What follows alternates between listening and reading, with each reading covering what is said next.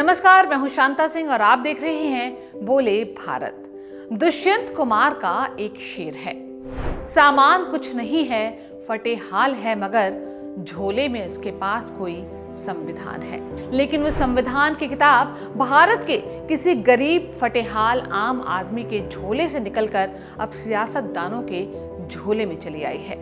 हर दल का दावा है कि संविधान की रक्षा वही करता है।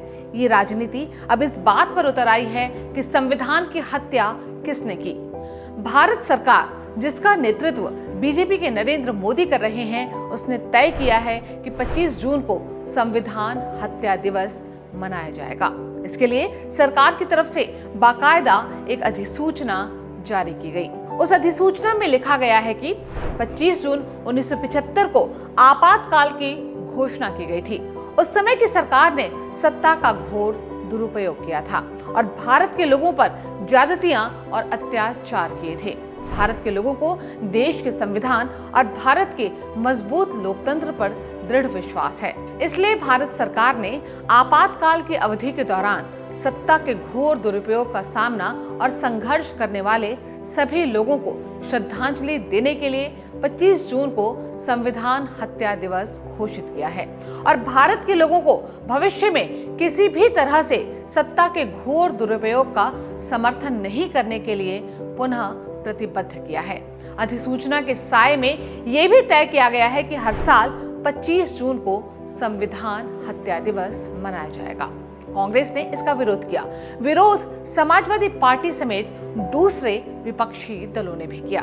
इस समर्थन और विरोध के परिप्रेक्ष्य में यह भी जानना जरूरी है कि 25 जून को ही मोदी सरकार ने संविधान हत्या दिवस के लिए क्यों चुना और कैसे संविधान की हत्या की साजिश एक दिन में नहीं बल्कि कुचक्र की लंबी प्रक्रिया के तहत रची गई।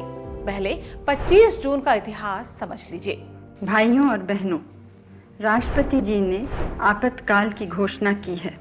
इससे आतंकित होने का कोई कारण नहीं है। 25 जून 1975 को संविधान को सत्ता की जूतियों तले धूल में कुचल दिया गया था। साथ ही इसका ऐलान इमरजेंसी लगाकर किया गया। इस फैसले के साथ ही भारत के हर नागरिक की आजादी, उसके मौलिक अधिकार, उसकी मानवीय गरिमा, सब कुछ धराध्वस्त कर दिया गया। बिना कहे भी ये बात साफ साफ परिलक्षित होती थी कि लोगों को अघोषित गुलामी का शिकार बना दिया गया था। अब सरकार ये तय कर रही थी कि लोकसभा का कार्यकाल कितना होगा। सरकार तय कर रही थी कि लोगों के कितने बच्चे होंगे, लोग कितने बच्चे पैदा करेंगे।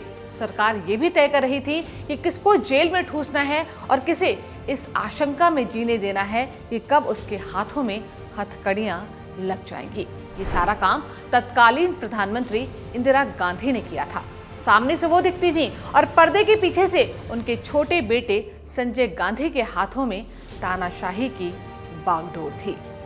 इस बेलगाम सत्ता का अंदाजा आप इस बात से लगा सकते हैं कि 72 साल के बूढ़े और बीमार जयप्रकाश नारायण को भी जेल में डाल दिया गया। विपक्ष के सारे बड़े नेता मोरारजी देसाई, चरण सिंह, अटल बिहारी वाजपेयी, लाल कृष्ण आडवाणी, पीलू मोदी, बीजू पटनायक, इन सबको जेल में डाल दिया गया। ये तो विरोधी दल के नेता थे। कांग्रेस के भीतर ही इंदिरा गांधी की तानाशाही पर सवाल उठाने वाले चंद्रशेखर जैसे नेता भी जेल में डाल दिए गए। लोकतंत्र के चौथे स्तंभ माने जाने वाले मीडिया में सेंसरशिप लागू हो गई। अखबारों को साफ निर्देश था कि वही छपेगा जो सरकार चाहेगी। रेडियो को आदेश जा चुका था कि वही बोला जाएगा जो सरकार कहेगी। क्या संसद, क्या अदालत, क्या मीडिया, क्या जनशक्ति, सब कुछ इंदिरा गांधी की आपातकालीन वाली शक्ति के आगे नतमस्तक कर दिए गए।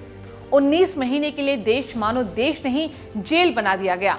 उन कटु स्मृतियों के साए में मोदी सरकार ने तय किया है कि लोगों को याद रहना चाहिए कि सत्ता के लिए कैसे संविधान का राम नाम सत्य किया जाता है और इसलिए केंद्र सरकार ने संविधान हत्या दिवस मनाने का फैसला किया है 25 जून को। यानी अगले साल 2025 में जब इमरजेंसी के 50 साल पूरे होंगे तो पहला संविधान हत्या दिवस मनाया जाएगा।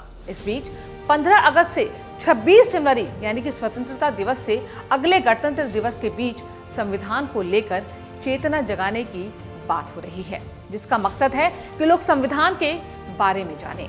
इसके बाद जब पहला 25 जून आएगा, उस दिन सरकार संविधान हत्या दिवस मनाएगी। आइए एक बार फिर आपको याद दिलाते हैं कि आखिर 25 जून को हुआ क्या था, जिसका वास्ता संविधान की हत्या से जुड़ गया है। दरअसल 12 जून 1975 को इलाहाबाद हाई कोर्ट से तत्कालीन प्रधानमंत्री इंदिरा गांधी को बहुत बड़ा झटका लगा। हाई कोर्ट ने 1971 के रायबरेली चुनाव के लिए उन्हें दोषी पाया और 6 साल के लिए पद से बेदखल करने का आदेश दिया। कोर्ट में इंदिरा गांधी की शिकायत 1971 में उनके खिलाफ चुनाव लड़ने वाले राज नारायण ने की थी। 12 जून के 12 दिन बाद यानी कि 24 जून को सुप्रीम कोर्ट से भी इंदिरा गांधी को झटका लगा। सुप्रीम कोर्ट ने हाई कोर्ट के फैसले को बरकरार रखा। इंदिरा गांधी को बस इतनी ही राहत दी कि वो प्रधानमंत्री बनी रह सकती हैं, यानी कानूनी रूप से इंदिरा गांधी के पीएम बने रहने में कोई अड़चन नहीं थी, लेकिन नैतिक रूप से तो जरूर थी। हाँ, ये बात अलग है कि सत्ता की राजनीति के दलदल में फंस चुकी इंदिरा गांधी के लिए नैतिकता बेमानी हो चुकी थी। दूसरी ओर विपक्ष की आवाज जयप्रकाश नारायण बन चुके थे, जिनके लिए नैतिकता सत्ता से 1000 गुना ज्यादा अहमियत रखती थी। 25 जून 1975 को जेपी ने दिल्ली के रामलीला मैदान में संपूर्ण क्रांति के नारे के साथ इंदिरा गांधी की सत्ता के विरुद्ध बिगुल बजा दिया। जेपी को ताज्जुब हो रहा था कि जिस जवाहरलाल नेहरू को वो अपना बड़ा भाई मानते थे, जिस नेहरू को राजनीतिक रूप से आदर्श व्यक्ति के रूप में जेपी देखते थे, उसी नेहरू की बेटी सत्ता के लिए क्या क्या कर रही है। जेपी की तकलीफ इस बात से और बढ़ जाती थी। उसी 25 जून का एक वाकया है। सत्ता के विरुद्ध बगावत की अलख जगाने वाला भाषण देकर जब वो मंच पर बैठे तो बगल में बैठे बीजू पटनायक ने कहा कि जेपी अब इंदिरा गांधी भाषण देने लायक नहीं छोड़ेंगी। इस पर जेपी और मोरारजी देसाई दोनों एक साथ बोल पड़े कि नहीं नहीं, वो ऐसा बिल्कुल नहीं करेगी, वो जवाहरलाल की बेटी है। तो बीजू पटनायक ने तुरंत जवाब दिया कि वो नेहरू की बेटी थी, आजकल वो संजय गांधी की मां है। बीजू की ये बात 12 घंटे के अंदर सही साबित हुई। उसी 25 जून की रात को राष्ट्रपति फखरुद्दीन अली अहमद ने प्रधानमंत्री इंदिरा गांधी के कहने पर संविधान की धारा 352 का बेजा इस्तेमाल करते हुए आपातकाल की घोषणा कर दी। यहाँ तक कि कैबिनेट में भी इसकी चर्चा नहीं हुई। बस चुनाव स्थगित, नागरिकों के अधिकार समाप्त और शुरू हो गया सत्ता का अनैतिक युग, अधर्म युग। इंदिरा गांधी को प्रधानमंत्री बने रहना था, चाहे जैसे भी हो। इसलिए हर 6 महीने में संवैधानिक प्रावधानों का दुरुपयोग करते हुए इमरजेंसी की अवधि 6 महीने के लिए बढ़ाई जाने लगी। ये सिलसिला जनवरी 1977 तक बदस्तूर चलता रहा। लोगों की जबरन नसबंदी से लेकर दिल्ली में सौंदर्यीकरण के नाम पर तुर्कमान गेट पर लोगों के घर गिराना उसी इमरजेंसी के साइड इफेक्ट थे। उन्हीं कटु स्मृतियों और संविधान विरोधी काले फैसलों को याद करने के लिए केंद्र सरकार ने इसी तारीख को संविधान हत्या दिवस के रूप में मनाने का फैसला लिया है। ऐसा नहीं है कि ये सब 25 जून 1975 को अचानक ही हुआ। इसकी पृष्ठभूमि तो काफी पहले से तैयार होने लगी थी। संविधान की हत्या का पहला प्रयास 1959 में हुआ, जब केरल में लोगों के वोट से चुनी गई गैर कांग्रेसी सरकार को बर्खास्त कर दिया गया, जिसका नेतृत्व कम्युनिस्ट नेता EMS नंबूदरी-पाद कर रहे थे। संयोग से इस बुरे प्रयोग का सूत्रधार भी इंदिरा गांधी ही थी, जो उस वक्त कांग्रेस की अध्यक्ष थी, जबकि उनके पिता जवाहरलाल नेहरू प्रधानमंत्री थे। इंदिरा गांधी के बतौर कांग्रेस अध्यक्ष सिफारिश पर नेहरू की सरकार ने एक चुनी हुई सरकार को अपदस्थ कर दिया। वो संविधान के अनुच्छेद 356 का पहला भीषण दुरुपयोग था। लेकिन 1959 की उस घटना के 7 साल बाद जब देश की बागडोर इंदिरा गांधी के हाथों में आई, तब संविधान से खिलवाड़ रोजमर्रा की बात होने लगी।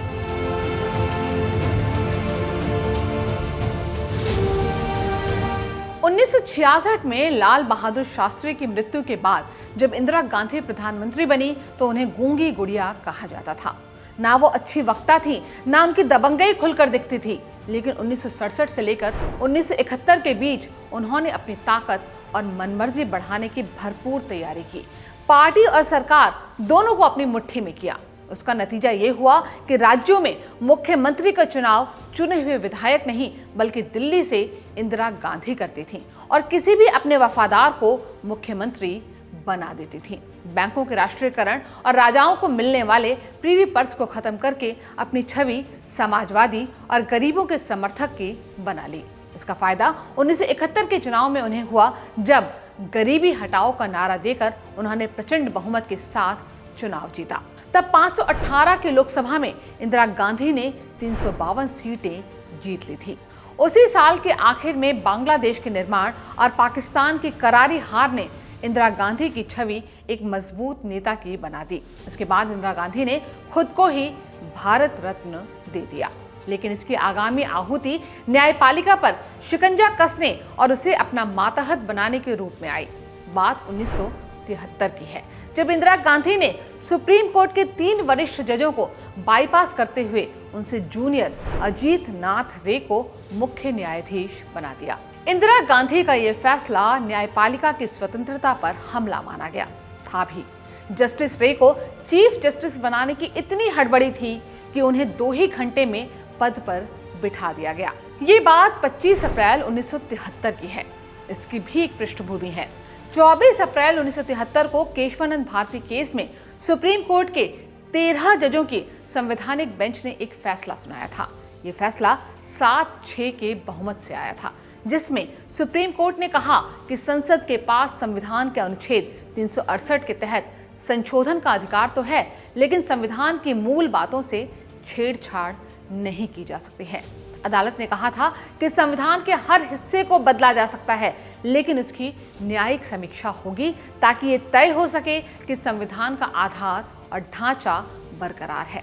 एक दिन बाद ही इंदिरा गांधी ने जूनियर जज को नया चीफ जस्टिस बनाने की घोषणा कर दी। फैसले से नाराज 3 वरिष्ठ जजों जस्टिस शैलात, जस्टिस हेगड़े और जस्टिस ग्रोवर ने इस्तीफा दे दिया था। न्याय के मंदिर को अपने हिसाब से चलाने की यही प्रवृत्ति 1975 के 25 जून को आपातकाल के रूप में परिणत हुई, जिसका नतीजा देश पर इमरजेंसी के थोपे जाने ही नहीं बल्कि संविधान के रौंदे जाने के रूप में सामने आया। अब मोदी सरकार ने 25 जून को संविधान हत्या दिवस मनाने का फैसला लिया तो ये कांग्रेस के सामने एक आईने की तरह खड़ा हो गया है। इधर से जब उसके नेता संविधान दिखाते हैं तो आईने में उसके प्रतिबिंब पर संविधान सत्ता की कुर्सी के पाए तले कुचला दिखता है। 1975 में 25 जून को यही तो हुआ था।